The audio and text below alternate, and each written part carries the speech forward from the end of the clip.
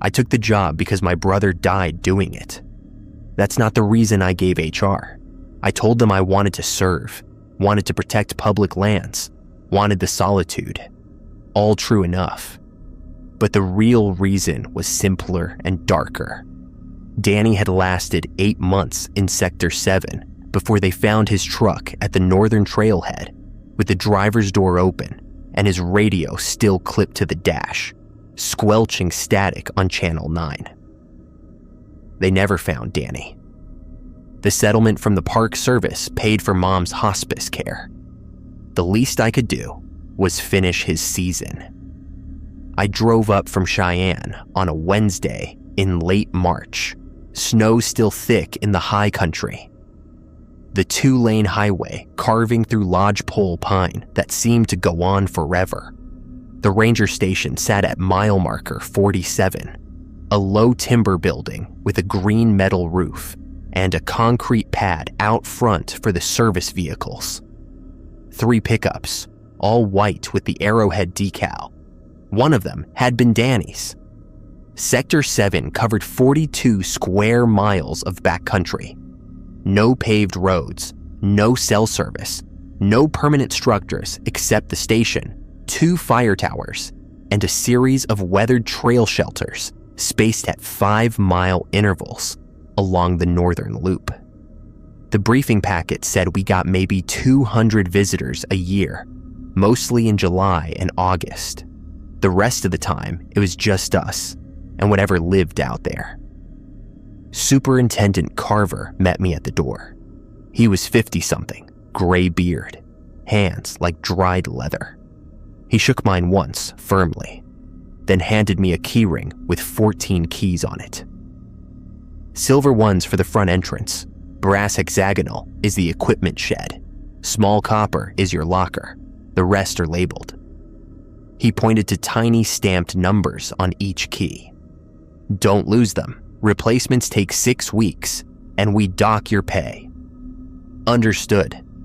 You bunk in the West Wing, bathroom shared, but you'll be alone most nights. Ramirez covers the southern perimeter, and she only overnights here during supply runs. He walked me through the main room, a dispatch desk with 2 radios, a topographic map covering the entire back wall, a wood stove, a gun safe, 3 lockers, and a bulletin board dense with schedules and weather reports. Everything smelled like pine sap and burnt coffee. My locker held a uniform jacket, 2 radios 1 hand held, 1 vehicle mounted a first aid kit, a laminated map, bear spray, a mag light, and a 3-ring binder with a yellow cover. Carver tapped the binder. Read this tonight. All of it.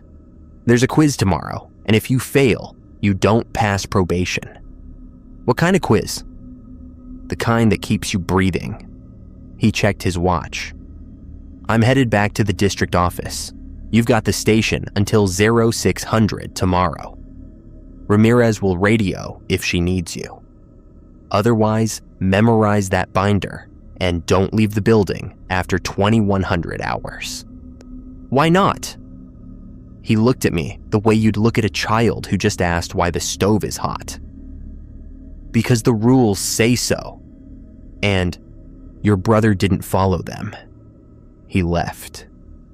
I stood there with the binder in my hands, the keys heavy in my pocket, and the low thrum of the empty station pressing in around me.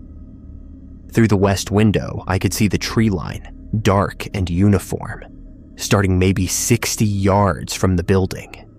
The sun was already sinking behind the peaks. I made coffee. I checked the radios, both functional, batteries full. I walked the perimeter inside the building. Main room, kitchenette, 2 bunk rooms, 1 bathroom, a storage closet, and a basement door with a deadbolt and a laminated sign that said authorized access only. See protocols. The door was steel, painted gray, and it didn't rattle when I tested the handle. At 18:30, I sat down at the dispatch desk and opened the binder. The first page was a liability waiver I'd already signed. The second was a duty roster. The third was a map with the towers and shelters marked in red pen, distances written in careful block print. Tower Alpha, 6.2 miles northeast. Shelter 4, 8.1 miles northwest. The fourth page had a title in all caps, Operational Rules, Sector 7, revised March 2024. Below it, a numbered list in the same block print. 1. Do not leave the ranger station between 2100 hours and 0500 hours for any reason unless directed by emergency protocols. If you hear someone calling for help during these hours, do not respond. Radio district dispatch and wait for instructions. 2. The basement door remains locked at all times. You are not authorized to open it under any circumstances. If you hear sounds from below, note the time and report it in the logbook. Do not investigate. 3. Between 0200 and 0230 hours, cover the north-facing window in the main room with the blackout curtain stored in the supply closet. Uncover it at exactly 0230. Do not look outside during this 30-minute window. 4. Monitor Channel 9 continuously during overnight shifts. If you receive a transmission that begins with "This is Ranger Dispatch, Priority Alpha," respond immediately with "Copy Dispatch, standing by." If the transmission begins with "This is District Dispatch, Priority Alpha," do not respond. Turn off the radio, wait 5 minutes, then turn it back on. 5. If you encounter anyone on foot in Sector 7 after 1900 hours, verify their identity by asking for their permit number. All backcountry visitors are required to check in at the station before nightfall. If they cannot provide a permit number, or if the number does not match your logbook, direct them to the station immediately. Do not escort them yourself. If they refuse to comply, return to the station and note the incident in the logbook. 6. Do not acknowledge or respond to knocking on the station door between 2100 and 0500 hours, even if the person identifies themselves as another ranger. Wait until 0500 to unlock the door. If the knocking continues for more than 10 minutes, radio district dispatch. 7. Every morning at 0600, inspect the perimeter of the station at a distance of exactly 50 yards. Look for animal tracks, damaged vegetation, or objects that were not present the previous morning. Photograph anything unusual and log it. Do not approach or touch any objects you find. 8. The fire tower at coordinates listed as Tower Alpha is off limits between 0100 and 0400 hours. Do not approach it during this window. If you see a light in the tower during these hours, note the time and report it. The tower has no electricity. 9. If you encounter a deer moving backward, do not approach it. Mark your location on your GPS, return to the station or your vehicle immediately, and report the sighting. Do not follow it under any circumstances. 10. The trail shelters are inspected on a rotating schedule. Shelter 1 on Mondays, Shelter 2 on Tuesdays, and so forth. Enter only during daylight hours, between 0800 and 1700. If you arrive at a shelter and find the door already open, do not enter. Photograph it from at least 20 yards away, log the condition, and return to the station. 11. All radio transmissions must include your designation and the current time. Example: this is Ranger Sector 7, time is 14:20 hours. If you receive a transmission that does not include both, do not respond. If the transmission repeats 3 times, turn off the radio for 10 minutes. 12. Do not use the bathroom between 0300 and 0315 hours.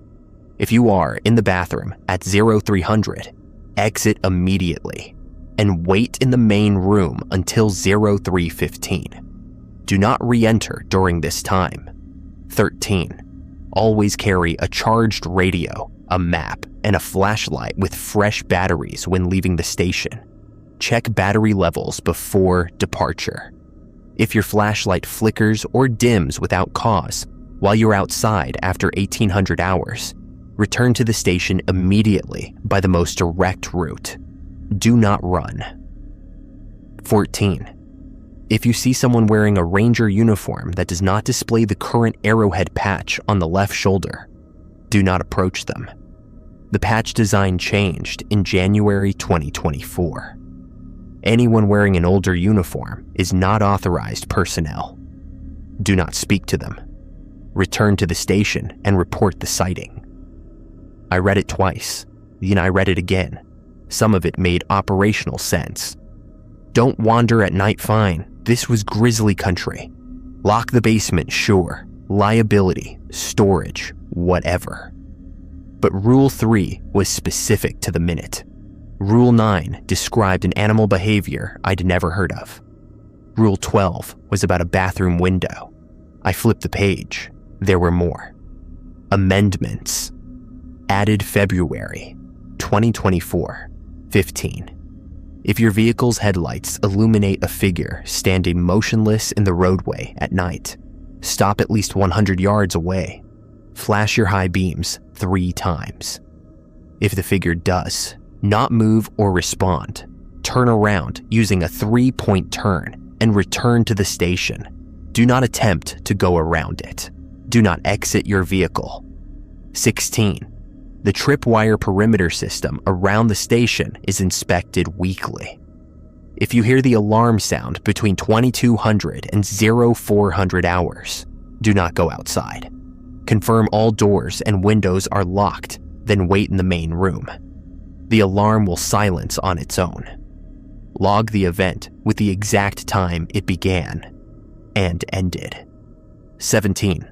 All supply deliveries are scheduled for Tuesdays and Fridays between 1000 and 1500 hours. If a delivery vehicle arrives outside this window, do not accept the delivery. Radio district dispatch to confirm before opening the gate. I kept reading. Some rules contradicted earlier ones or layered new restrictions on top. Rule 23 said I could use the service road to Tower Alpha only on Wednesdays and Saturdays between 0900 and 1600 hours. Rule 27 forbade lighting the wood stove if the outside temperature was above 40 degrees Fahrenheit, but required it if the temperature dropped below 20. Rule 31 said that if I found a canteen or water bottle on the trail that was not logged in the lost and found, I should photograph it, mark its GPS location, and leave it in place. There were 34 rules in total, 34 very specific, very procedural instructions that read like someone had spent years finding out what went wrong and writing it down so the next person wouldn't make the same mistake. I looked at the logbook. It was a thick, hardcover journal, the kind with sewn binding. The last entry was dated March 19th, 2 days ago, and signed Ramirez. 0600 perimeter check, nothing unusual. 0900, resupplied shelter. 3, no damage, return to station 1320. Weather clear, no incidents. I paged backward. Weeks of similar entries, all in the same tight handwriting. Then I found Danny's. October 9th. 1800, heard knocking on north door. Did not respond per rule. 6, knocking continued for 40 minutes. Logged, no further issues. October 14th. 0215, covered north window per rule 3. Heard footsteps circling building. Counted 73 steps before they stopped. Did not investigate. Uncovered window at 0230. October 27th. Found deer moving backward near Trail Junction E, 13:10 hours. Followed Rule 9, returned to station, reported to Carver. The last entry was November 6th. Taking Northern Supply, run to Shelter 6, departing 0800, estimate return by 1500, weather marginal. He never wrote again. I closed the binder. Outside, the sky had gone from purple to black. The tree line was invisible now, just a darker absence against the dark. I turned on the perimeter lights, 4 halogens on metal poles. One at each corner of the clearing, and checked the radios again, both squelching softly on channel 9. The clock on the wall read 20:07. I made myself dinner. Freeze-dried chili, a protein bar, instant coffee.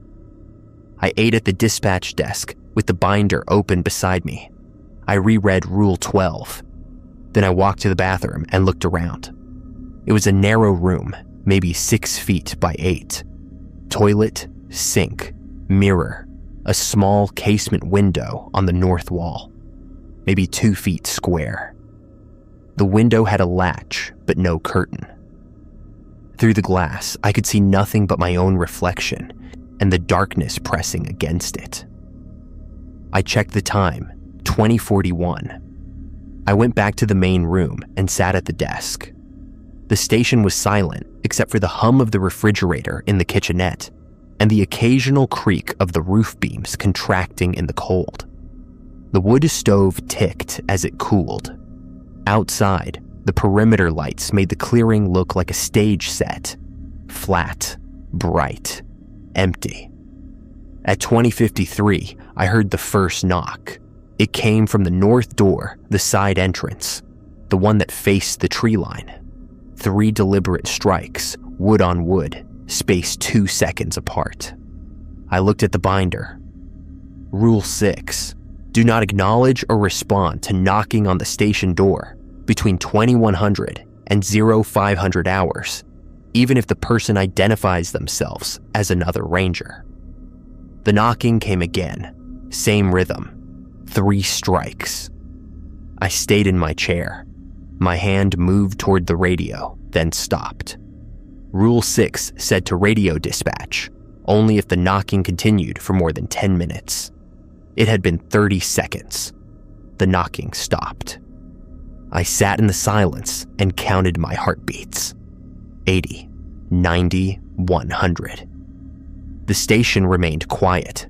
At 21:03, I checked the locks on both doors. Secured. I checked the windows. Latched. I looked at the clock and made myself wait until 21:15 before I allowed myself to stand up and walk to the north door. I put my ear close to the wood and listened. Nothing. I returned to the desk and wrote in the logbook, 20:53, knocking on north door. Followed Rule 6. Knocking stopped after approximately 1 minute. No further activity. I sat there until midnight, watching the door, listening to the static on the radio. Nothing happened. At 0100, I made fresh coffee and reread the rules. At 0145, I set a timer on my watch for 15 minutes. At 0200 exactly, I went to the supply closet and pulled out the blackout curtain. It was heavy canvas, grommeted at the corners, with hooks that fit over the curtain rod, already mounted above the north window. I climbed onto a chair, hooked the curtain into place, and stepped down. The fabric blocked every trace of light from outside. The main room felt smaller, the air closer. I turned my back to the window and sat at the desk. My watch ticked forward. 0204, 0209, 0212. At 0216, I heard the footsteps. They started at the northwest corner of the building and moved clockwise. Slow, deliberate, evenly spaced. Not boots something softer, almost a shuffle. I counted. 12 steps along the north wall. Pause. 14 steps along the east wall. Pause. 12 steps along the south wall. Pause. 14 steps along the west wall. Pause. Then they started again. I kept counting. 12, 14, 12, 14. The rhythm never varied. I wrote it down in the logbook as it happened, my pen scratching across the page in time with the footsteps outside. At 02:29, they stopped. At 02:30, my watch alarm beeped. I stood, pulled the blackout curtain down, folded it, and returned it to the supply closet. Through the north window, I could see the perimeter lights illuminating the clearing. Empty. No tracks in the thin layer of snow. I sat back down and finished my log entry. 0200 to 0230. Followed Rule 3. Footsteps circling building. Counted 52 total steps in repeating pattern. Stopped at 0229. No visual contact. The rest of the night passed in quiet. I dozed in the chair, woke at 0430, made more coffee, and watched the windows begin to gray with dawn. At 0558, I unlocked the front door. At 0600, I stepped outside. The air was sharp and clean, maybe 30 degrees, and the sky was the color of old denim. I walked the perimeter at exactly 50 yards from the station, pacing it off carefully, eyes on the ground. Fresh snow from 2 nights ago had mostly melted, leaving patches of wet grass and mud. At the northeast corner, I found them. Footprints, boot prints, deep and clear in a soft patch of mud. They formed a circle around the building at approximately 50 feet out close to where I was standing now. But the prints were wrong. The tread pattern was sharp and new, the stride length exactly 24 inches. But they didn't line up with the direction of travel. Each print pointed inward, toward the station, even as the trail curved around it. I took 6 photographs with my GPS-enabled camera. I logged the coordinates. I did not touch them.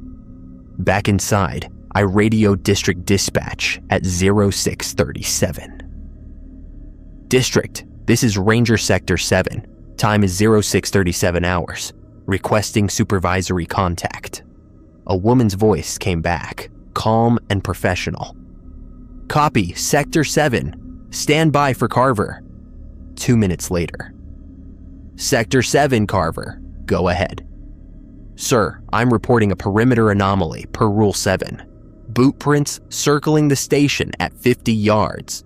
Prints oriented inward, regardless of travel direction. Photographed and logged. No other disturbances. Silence for 5 seconds. Copy that. You followed protocol? Yes, sir. Good. File the photos when you're back online. Continue standard operations. Carver out. That was it. I sat at the desk and ate breakfast oatmeal, powdered milk, a bruised apple from the supply cooler, and read the rules for the 4th time. The sun climbed over the ridgeline and turned the clearing gold. At 0815, Ramirez's voice crackled over the radio. Sector 7, this is Ramirez. Time is 0815. I'm en route from southern perimeter. Estimate arrival 1000 for resupply and debrief. Confirm copy.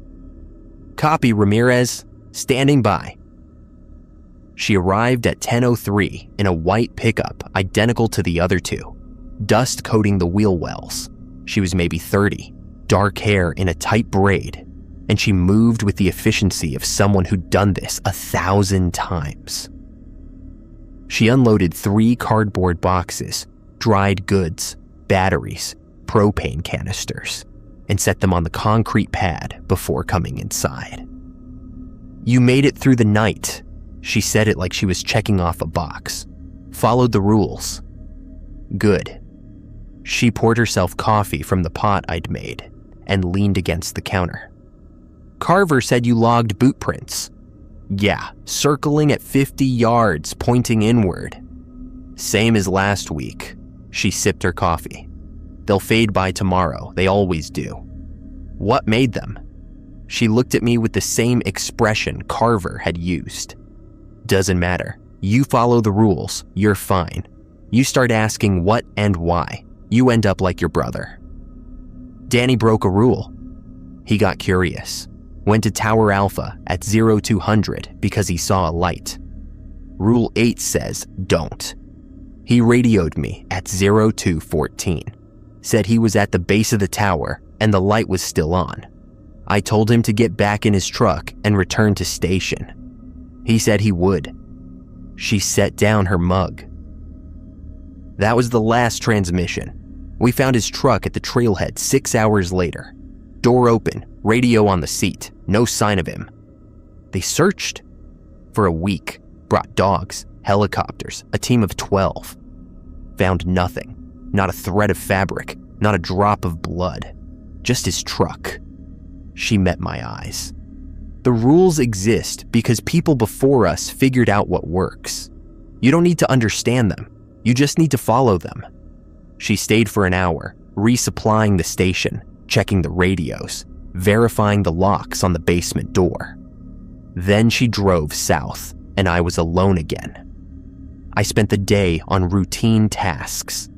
I tested the perimeter alarm, 6 thin wires strung on stakes around the clearing, each connected to a sensor box inside the station. I inventoried the first aid kit, 12 gauze pads, 6 rolls of medical tape, 2 instant cold packs, 1 tourniquet, 1 SAM splint. I cleaned the wood stove and restocked the kindling. I updated the logbook with weather observations.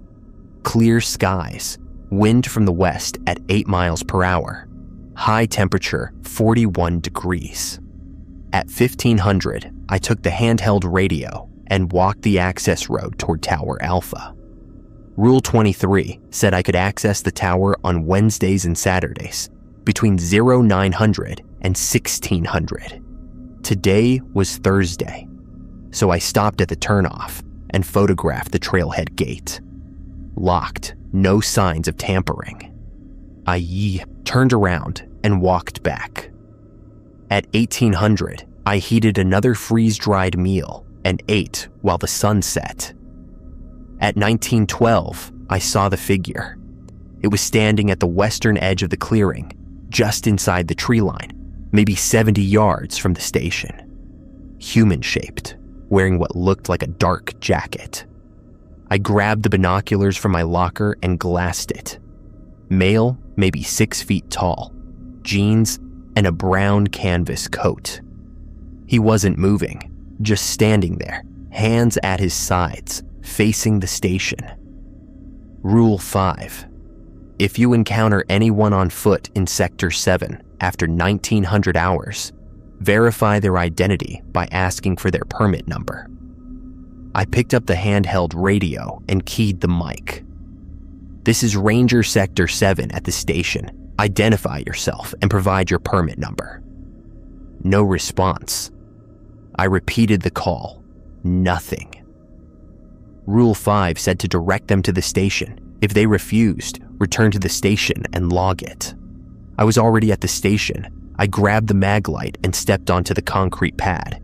The perimeter lights were on, turning the clearing into an island of brightness, and the figure was still visible as a dark silhouette against the darker trees.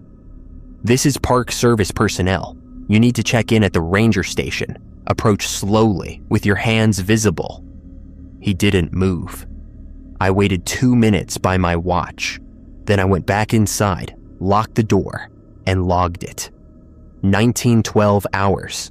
Unidentified individual at tree line, western edge. No response to radio or verbal contact. Did not approach. Followed Rule 5. At 1943, he was gone.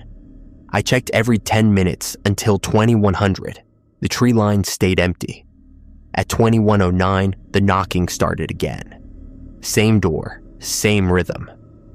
3 strikes, pause, 3 strikes, pause. I sat at the desk and started a timer. The knocking continued. 3 strikes every 30 seconds, regular as a metronome. I wrote it down as it happened, counting each sequence. At 21:22, 13 minutes after it started, the knocking stopped. I waited 5 more minutes to be sure, then radioed District Dispatch. District, this is Ranger Sector 7. Time is 21:27 hours. Reporting Rule 6 incident, knocking on north door from 21:09 to 21:22. 13 minutes total. No acknowledgement given. Knocking has ceased. The same woman's voice. Copy, Sector 7. Logged. Continue standard protocol. Copy. I made coffee. I checked the locks again. I sat at the desk with the binder open and waited. At 23:47, the radio crackled. This is Ranger Dispatch, Priority Alpha. I grabbed the mic. Copy dispatch, standing by. Sector 7, confirm your location and status. I'm at the ranger station, all doors secured. No incident since 21:22 hours. Copy, maintain current posture, district out. The radio went silent. At 0100, I checked my watch and set the timer. Again. At 0200, I hung the blackout curtain. At 0203, the footsteps began. Same pattern. 12 steps. Pause. 14 steps. Pause. 12. 14. I counted 52 total steps before they stopped at 0228. At 0230, I took down the curtain. At 0300, I stayed out of the bathroom. At 0500, I unlocked the front door. At 0600, I walked the perimeter. The boot prints were gone. The mud was smooth, undisturbed. I found nothing unusual. I photographed the cleared areas anyway and logged it.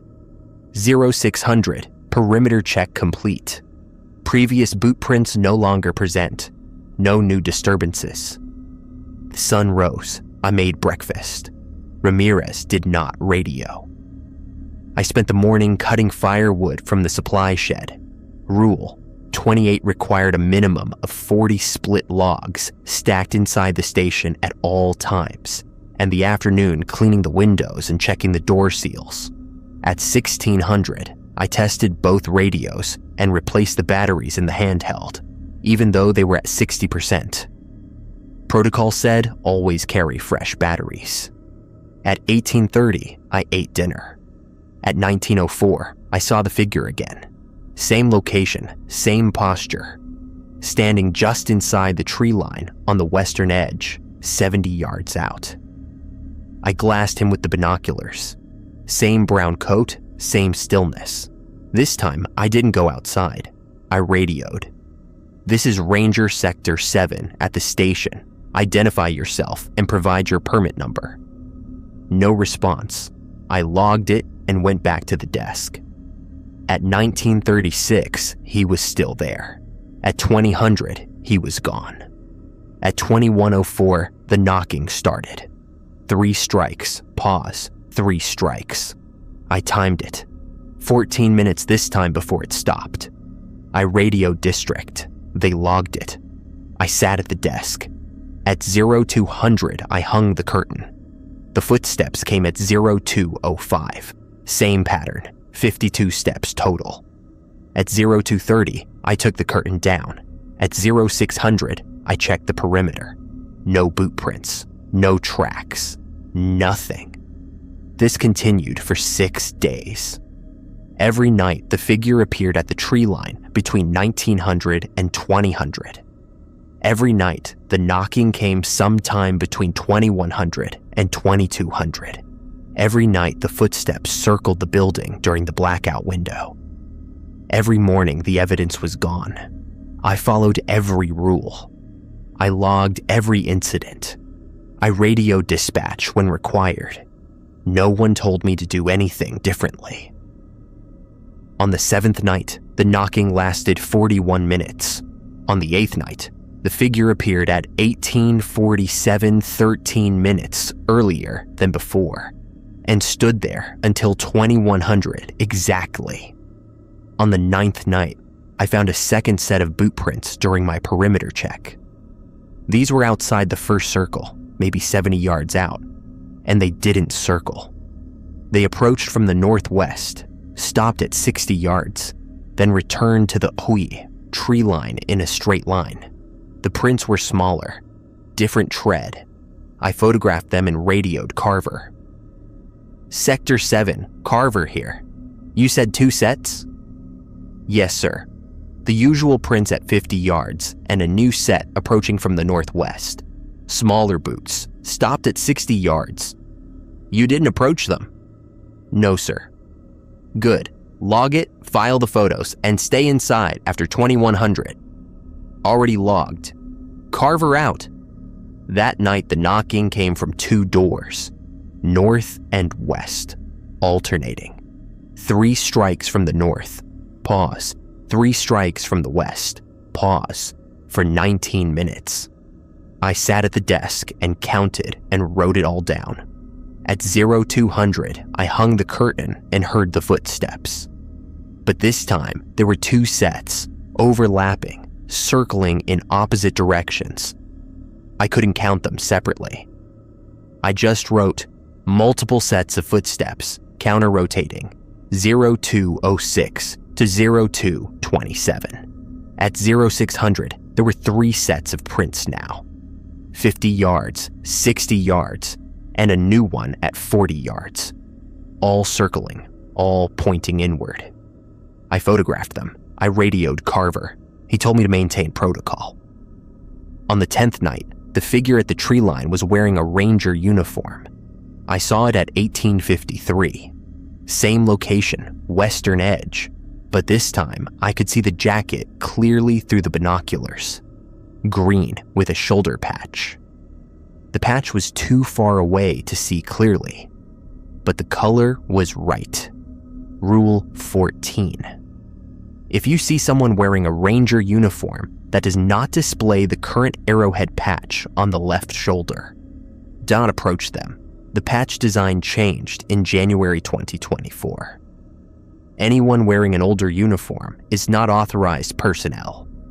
I glassed the patch. It was the wrong design. The old one, a simple arrowhead, no circle around it. The current patch had a circle. I went inside and locked the door and logged it.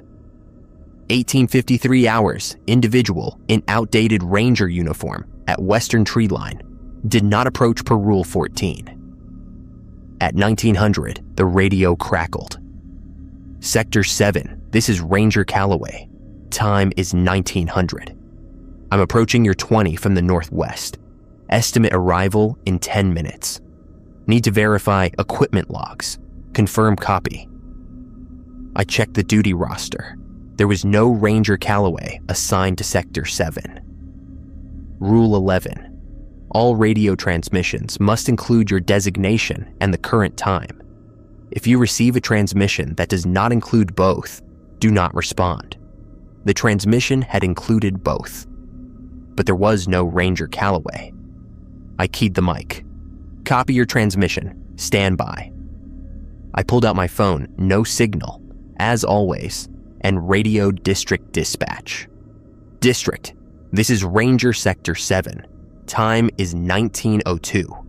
Request verification of Ranger Calloway, inbound to my location. Stand by, Sector 7. 3 minutes. Sector 7, District. We have no Ranger Calloway on the roster. Do not acknowledge further transmissions. Secure the station and log the incident. Copy, District. At 1912, the radio crackled again. Sector 7, Calloway. I'm at your gate. Unlock it so I can drive in. I didn't respond. Sector 7, Calloway. Did you copy? I turned off the radio, waited 5 minutes, then turned it back on. Silence. Through the west window, I could see the figure in the old uniform, still standing at the tree line. It didn't move. At 20:04, it was gone. At 2100, the knocking started. 3 doors, this time, north, west, and east in sequence for 33 minutes. I wrote it all down.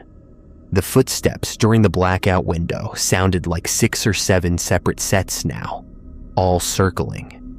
I stopped trying to count them. At 0600, I found prints at 40 yards, 50 yards, 60 yards, and a new set at 30 yards. 4 concentric circles, all pointing inward, all perfectly spaced. I photographed them. I radioed Carver. "Maintain protocol," he said, and that was all. On the 12th night, Ramirez radioed at 1700. "Sector 7, Ramirez. I'm coming up for a supply drop. Estimate arrival 1800. You need anything special?" "Negative. Standard resupply is fine." "Copy. See you in an hour." She arrived at 1807, unloaded the boxes, and came inside. She looked tired. "You doing okay?" she asked. "Following the rules." "I read your logs. It's escalating." "Yeah." She poured coffee. "It does that every few months. Builds up for a couple weeks, then it peaks and drops back down. You just have to wait it out." "How long?" "Another week, maybe. Could be less." She leaned against the counter. "You're doing it right. Don't change anything." "What happens if I do?" She looked at me for a long time. "You end up like your brother." She finished her coffee, checked the locks, verified the basement door, and left at 1841. At 1855, there were 3 figures at the tree line: west, northwest, and north. All in ranger uniforms, all with the old patch. I didn't radio them. I went inside and locked the door. At 1900, the radio crackled. "Sector 7, this is Ranger Calloway. I've got Ranger Hayes and Ranger Portman with me. We're outside your perimeter. Let us in." I checked the roster again. No Hayes, no Portman. I turned off the radio and waited 5 minutes. When I turned it back on, "Sector 7, Calloway. We know you're in there. We need to inspect the basement. Open the door." The basement, Rule 2. The basement door remains locked at all times. You are not authorized to open it under any circumstances. I turned off the radio again. Through the north window, I could see all 3 figures now, standing just outside the perimeter lights. They weren't moving. At 2100, the knocking started on all 4 walls simultaneously. North, south, east, west. 3 strikes from each direction, over and over, like a drum beat. I sat at the desk and logged the time. The knocking continued for 46 minutes. At 0200, I hung the curtain. At 0201, something heavy hit the north wall. A single impact, like a shoulder or a fist, hard enough to rattle the window frame. I stayed in my chair. Another impact, then another. Rhythmic, spaced 5 seconds apart. 12 impacts total before they stopped. The footsteps started. I couldn't count the sets anymore. It sounded like 20 people circling the building, maybe more. Their steps overlapping into a continuous shuffle. At 0230, I took down the curtain. Through the north window, I could see them. Dozens of figures standing in the clearing, just beyond the perimeter lights, motionless, all wearing old ranger uniforms. I stepped back from the window and sat at the desk. At 0300, I stayed in the main room. At 0500, the figures were gone. At 0600, I checked the perimeter. Boot prints covered the entire clearing. Hundreds of them, layered over each other, all pointing inward, forming 5 complete circles at 30, 40, 50, 60, and 70 yards. In the center of the innermost circle, maybe 15 yards from the north door, something had been pressed into the mud. A set of keys, 14 keys on a ring. I photographed them from 20 yards. I logged the GPS coordinates. I did not approach. Back inside, I compared the keys in the photo to my own key ring. They matched exactly. I radioed Carver at 0639. Sir, I'm reporting a perimeter anomaly. Extensive boot prints in 5 concentric circles, and a set of keys matching mine placed at the innermost circle.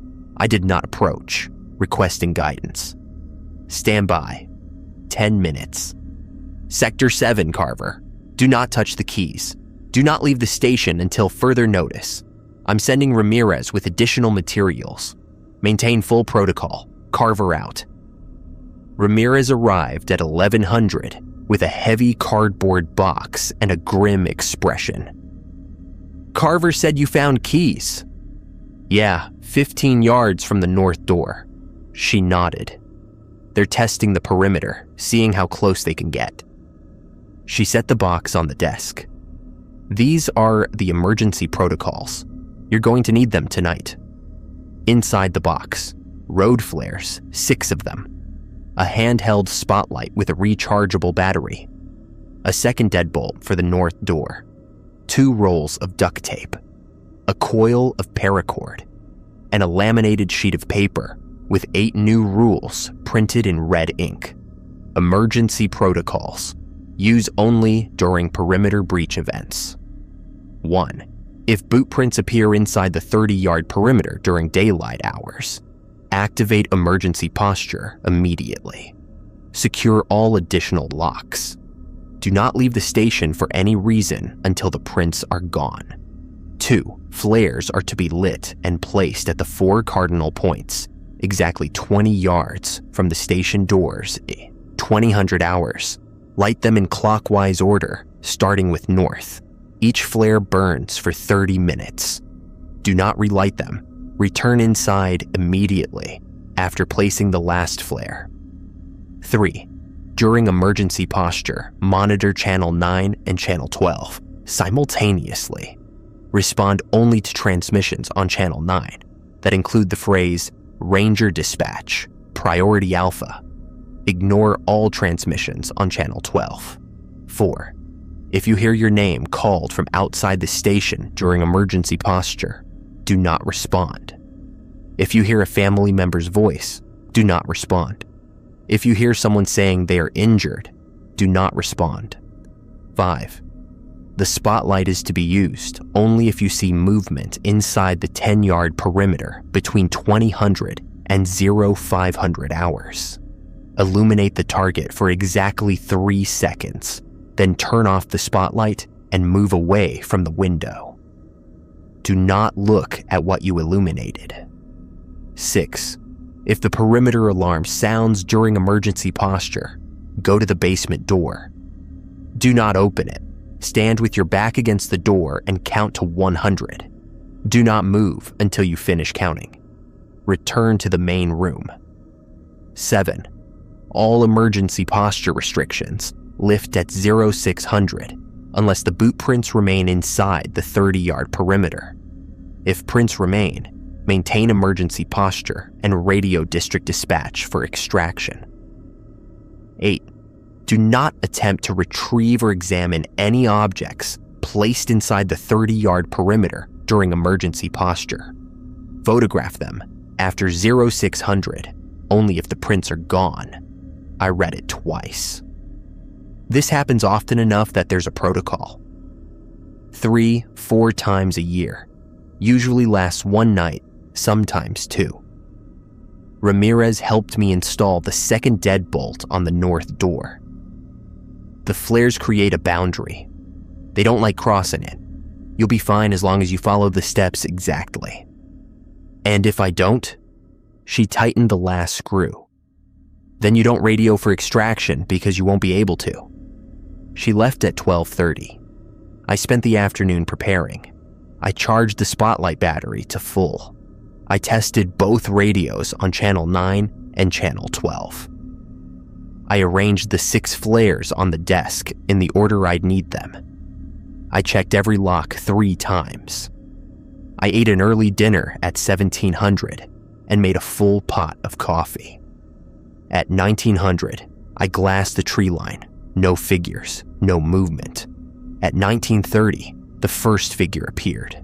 Western edge, then another at the northwest, then north, northeast, east, southeast, south, southwest. 8 figures, evenly spaced around the clearing, all just inside the trees. At 2000 exactly, I lit the first flare. It ignited with a sharp hiss, burning bright red. I carried it to the north door, unlocked it, stepped outside, and walked exactly 20 yards straight north. I planted the flare in the soft ground and turned clockwise. The figures were closer now, maybe 50 yards, still motionless. I walked to the east side, lit the second flare, placed it 20 yards, out, south side, third flare, west side, fourth flare. The whole process took 8 minutes. When I finished the circuit and locked the north door behind me, the figures had moved again. 40 yards now, circling slowly, all in the same direction. The flares burned bright, marking a square around the station. At 2009, the knocking started. All 4 walls, continuous, harder than before. I sat at the desk with both radios on and waited. At 2100, the radio on channel 12 crackled. Sector 7, this is District Dispatch. We're showing a perimeter alarm at your location. Confirm status. I didn't respond. Rule 3 said ignore all transmissions on channel 12.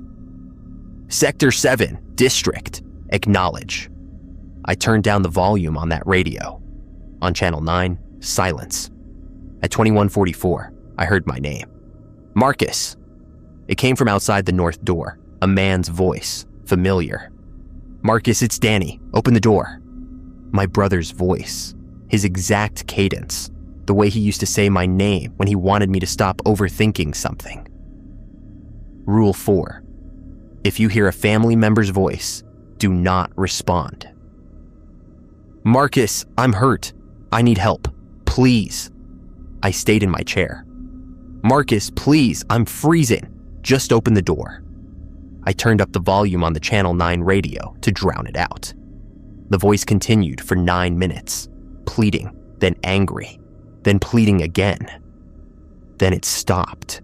At 22:30, the flares burned out. Through the window, I could see the clearing go dark except for the perimeter lights. The figures were at 30 yards now. I could count 23 of them, maybe more in the shadows, all wearing old ranger uniforms, all facing the station. At 2300, one of them stepped forward. 25 yards, then another, 20 yards. I grabbed the spotlight, went to the north window, and waited. Another step, 15 yards. The figure's face was visible now in the perimeter lights. It looked like Carver, same beard, same build, but the eyes were wrong. Too wide, too still. 10 yards. I flipped on the spotlight and aimed it at the figure. The beam caught it square in the chest. I counted to 3 1001, 1002, 1003, and turned off the spotlight. I stepped back from the window without looking at what I'd illuminated. Behind me, the perimeter alarm went off. A high, piercing shriek. I walked to the basement door.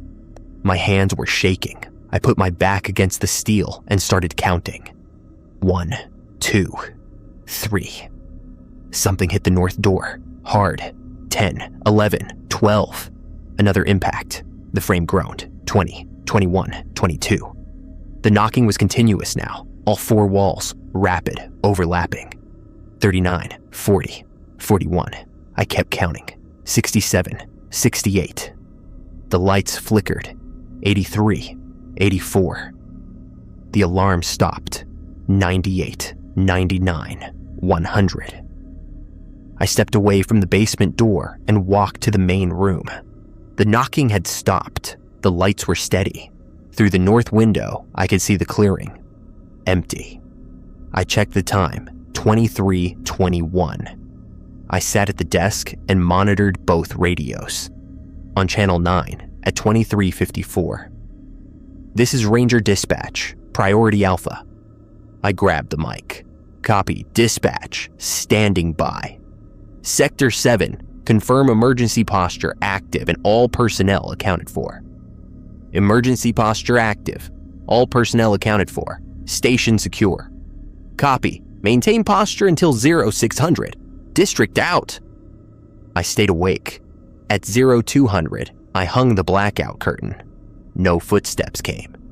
At 0230, I took it down. At 0300, I stayed in the main room. At 0500, I unlocked the front door. At 0600, I stepped outside.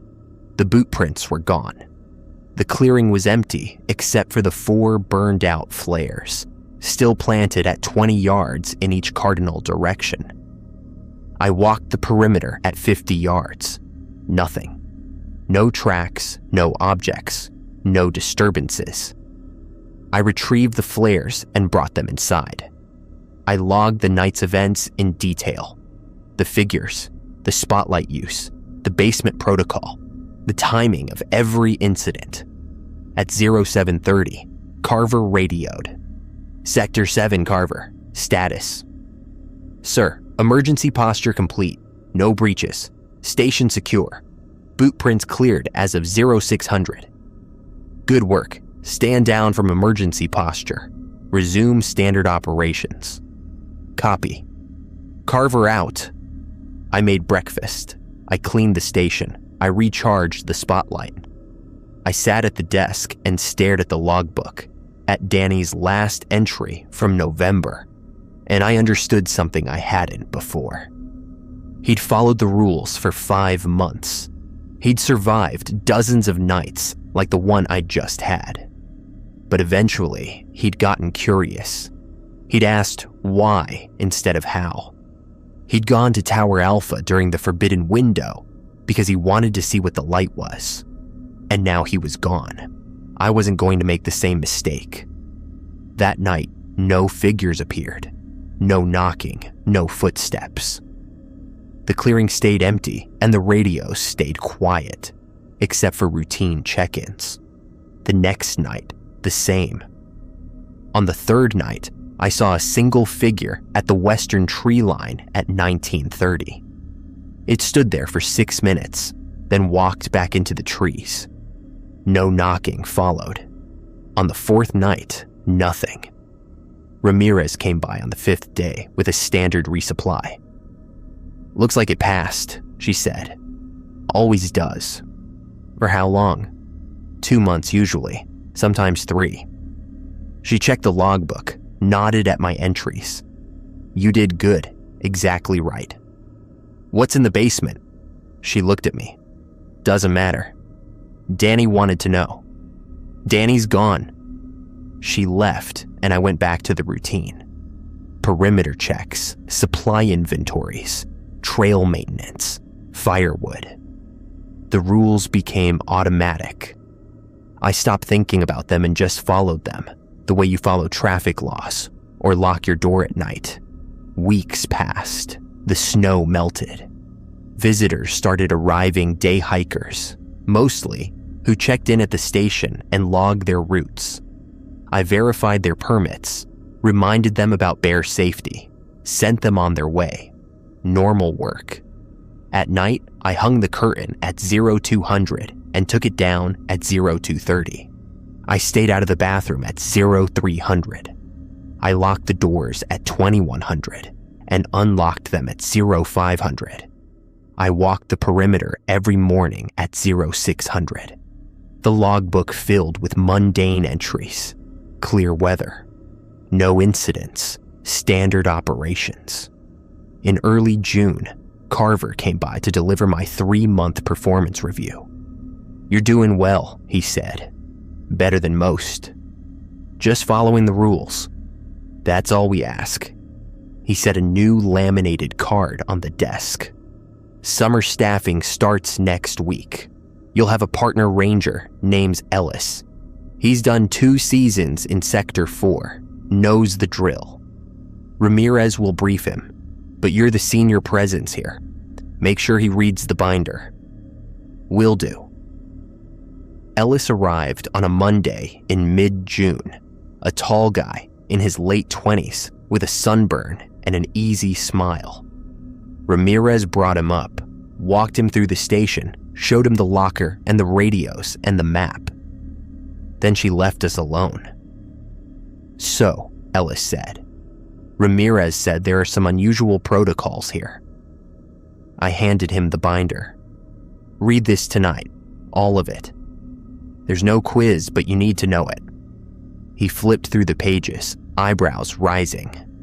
34 rules for a ranger station. 34 plus the amendments and emergency protocols. Read them carefully. Are they serious about this stuff? Like, what happens if you follow them exactly, I said. No exceptions, no questions. You follow them and you're fine. He looked at me, and something in my tone made him nod. Okay, I'll read it. That night, I walked him through the evening routine.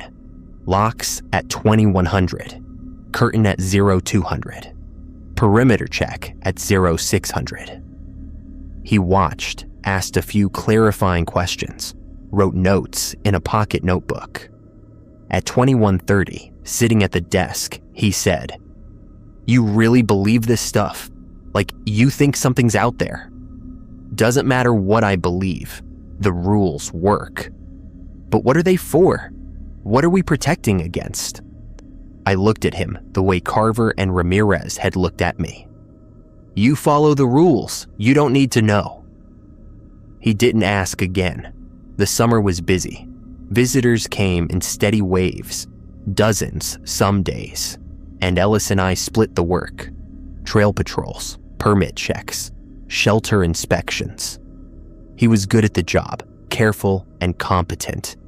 At night, he followed the rules without complaint.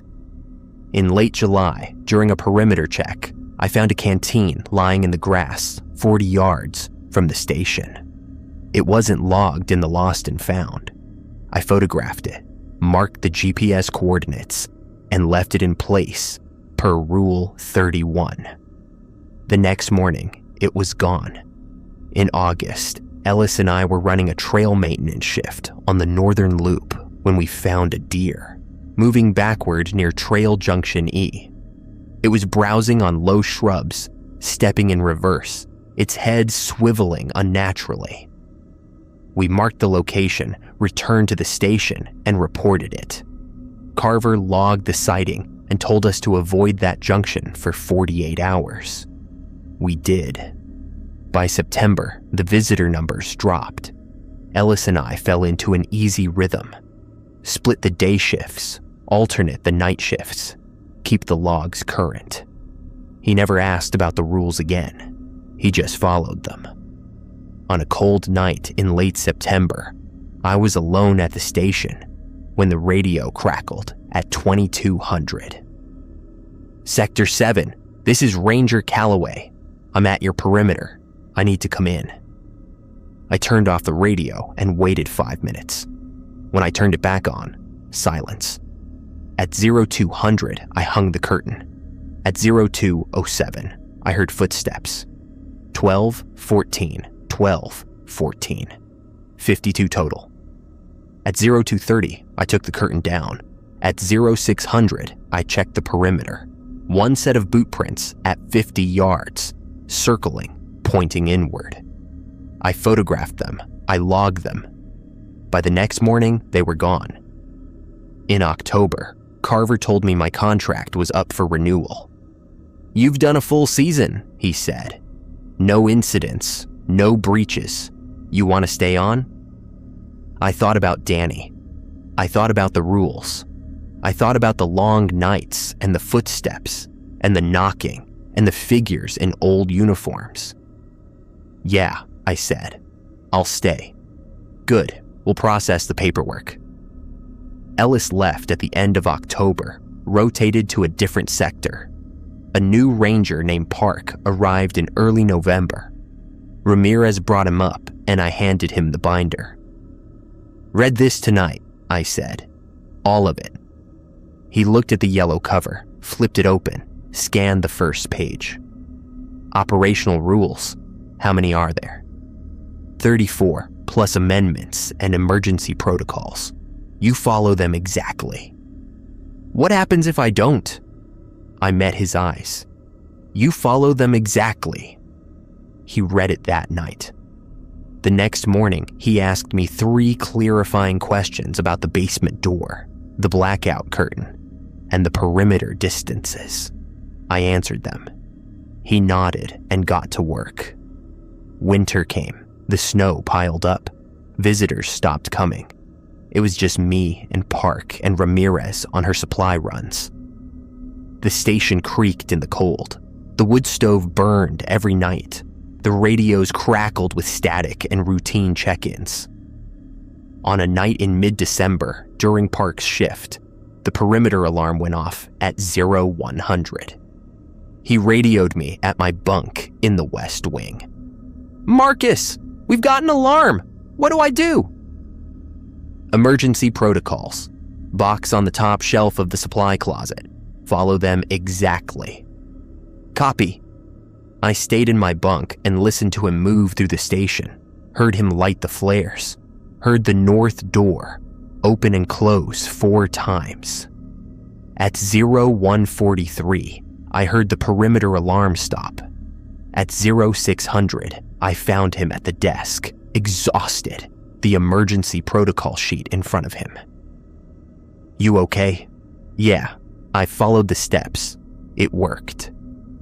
"Good."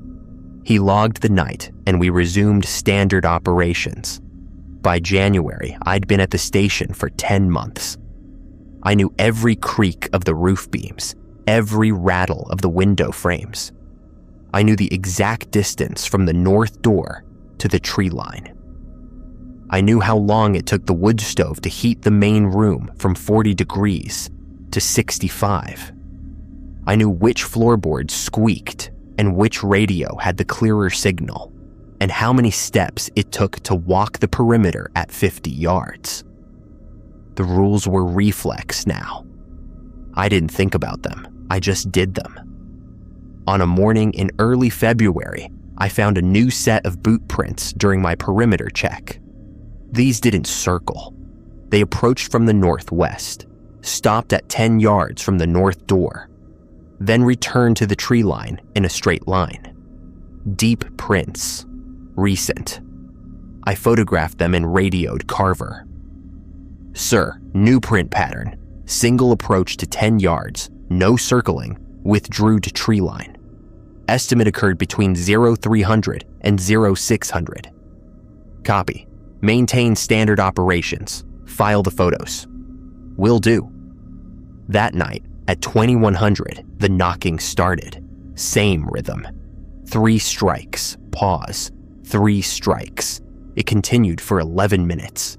At 0200, I hung the curtain. At 0204, I heard the footsteps. 12, 14, 12, 14. At 0230, I took the curtain down. At 0600, the prints were gone. This is the rhythm now. This is the work. The rules keep me alive, and I follow them because that's what you do. You don't ask why. You don't investigate. You don't get curious. You just follow the rules. Last week, Ramirez told me they're hiring for Sector 9. She asked if I wanted to transfer, get out of 7, maybe work somewhere quieter. I said no. This is my sector now. I know the rules. I know the rhythms. And when the next ranger arrives, when Park rotates out, or when Carver sends someone new, I'll hand them the binder with the yellow cover, and I'll tell them exactly what Ramirez told me. Read it. Follow it. Don't ask why. Because the rules exist for a reason, and that reason is written in the logbook in Danny's handwriting, in the boot prints that circle at 50 yards, in the footsteps that never cross the threshold, in the voices that call your name from outside the locked door. The rules work, and as long as I follow them, I'll be fine. Last night I updated the binder. I added 3 new amendments based on patterns I've observed over the past year. I dated them, initialed them, and filed them in the back of the book. Next month, a trainee arrives. Carver says she's never worked backcountry before, doesn't know what to expect. I'll show her the locker, the radios, the map, the perimeter. I'll show her the wood stove and the supply closet and the basement door with its 2 deadbolts. And then I'll hand her the binder. I'll tell her to read it tonight, all of it. I'll tell her there's no quiz. But I'll make sure she understands. You follow these rules exactly, every single night. No exceptions, no questions. Because out here in Sector 7, the rules aren't suggestions.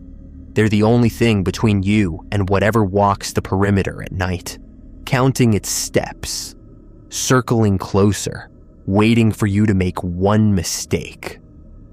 And I'm not going to make that mistake, not ever.